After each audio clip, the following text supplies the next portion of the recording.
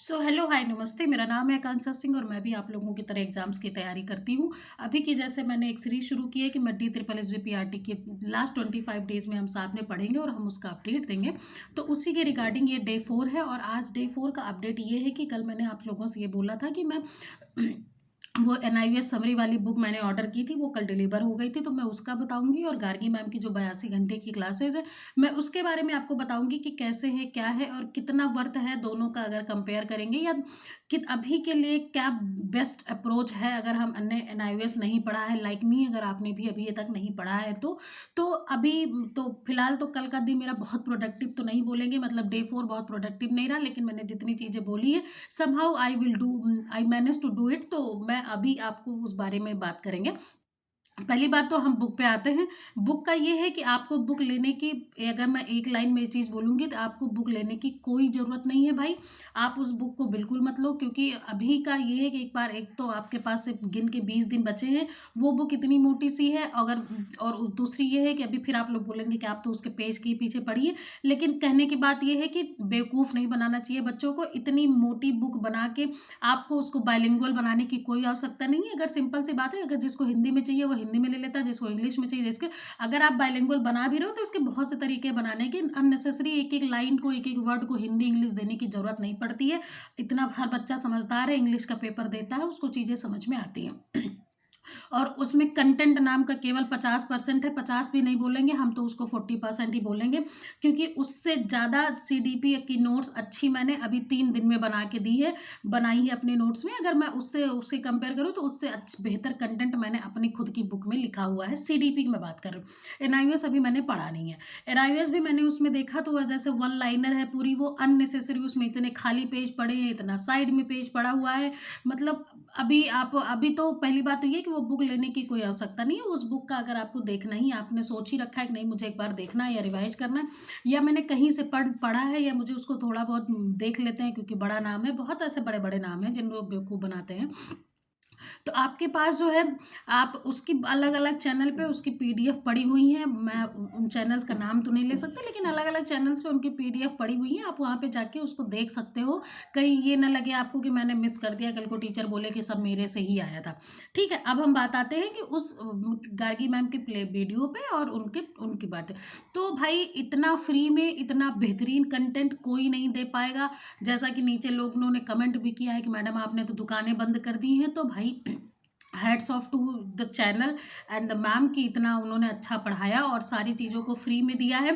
ठीक है, और यही नहीं, अगर आपको मतलब 82 घंटे आप उसको पढ़ भी नहीं पा रहे हो, या मुझे भी बहुत ज़्यादा लग रहा है, तो उसकी उन्होंने अपने ही चैनल पे बता रखी है कि उसकी आप पीडीएफ को फ्री में डाउनलोड कर लो और आराम से पढ़ो। है ना, ज़रूरी नहीं कि आप उस 82 घंटे को पढ़ो, कहीं ना कहीं वो बेहतर अप्रोच होगा। मुझे भी लगता है, मैंने अभी सोचा है कि अगर मेरा इससे कंपेयर मतलब वो नहीं हुआ और मैं टाइम मतलब फ़ोन में नहीं पढ़ पाई, तो मैं कहीं न कहीं उसके कुछ-कुछ पेजेज़ का मैं पीडीएफ निकाल लूँगी, क्योंकि बहुत अच्छा कंटेंट है।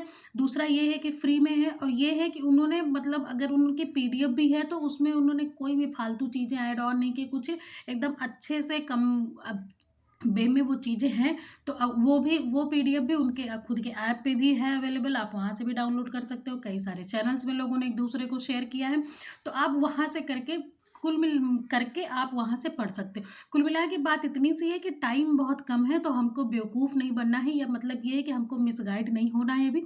हमको किसी एक चैनल पे, चैनल हो जाए या एक पीडीएफ हो जाए, या कोई भी एक रिसोर्स पे हमको फॉलो करना है। और रही उस समरी वाली बुक पे, तो आप उसको रिसोर्स उस पे आप रह ही नहीं सकते हो, क्योंकि उसमें आपको टॉपिक तो सारे दिख जाएंगे, ठीक है, लेकिन कोई टॉपिक 1 पेज का है, कोई 1.5 पेज का है, कोई 2 पेज का। समरी मतलब ये नहीं होता है कि आप जो है आपने इतनी मोटी बुक बना दी, समरी उसमें सिर्फ इतनी सी है। अगर आप चाहते तो उसमें कुछ चीज़ें और ऐड ऑन कर सकते थे, लेकिन अगर फिर भी वो बहुत सीनियर टीचर है, बहुत एक्सपीरियंस टीचर है, बहुत क्वालिफाइड टीचर है, तो उन्होंने कुछ सोच के ही उसको बनाया होगा। तो I am not the person to blame anything, या मैं किसी पे उंगली नहीं उठा सकती, लेकिन मेरा ये है कि भाई अभी अगर मेरे पास, जैसे मैंने उसको मंगा ली, तो मुझे लग रहा है कि मुझे नहीं मंगानी चाहिए थी, क्योंकि पीडीएफ भी फ्री में मिल जा रही है, लोग दे रहे हैं। और दूसरा ये भी है कि कोई, मुझे नहीं लग रहा है कि उतना पढ़ के काम भी नहीं चलेगा। और दूसरा ये है कि मैंने कि उसमें इतना भी नहीं है कि ना कि आप कंटेंट आपने बहुत अच्छे, बहुत ज़्यादा मात्रा में भर दिए हो कि आप उससे पढ़ लो।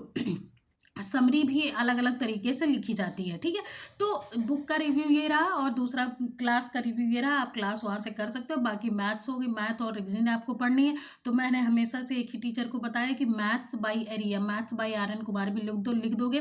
तो न्यूमेरिकल आपको पढ़ना है तो सीज़न 1, सीज़न 2 की सीरीज़ कर लीजिए, सीटीसी सीरीज़ कर लीजिए। अगर आपको रीज़निंग पढ़नी है, तो रीज़निंग बाय आर.एन. कुमार आपको मिल जाएगी, चैप्टर वाइज़ सारी उसमें रीज़निंग है, आप वहाँ से कर लो।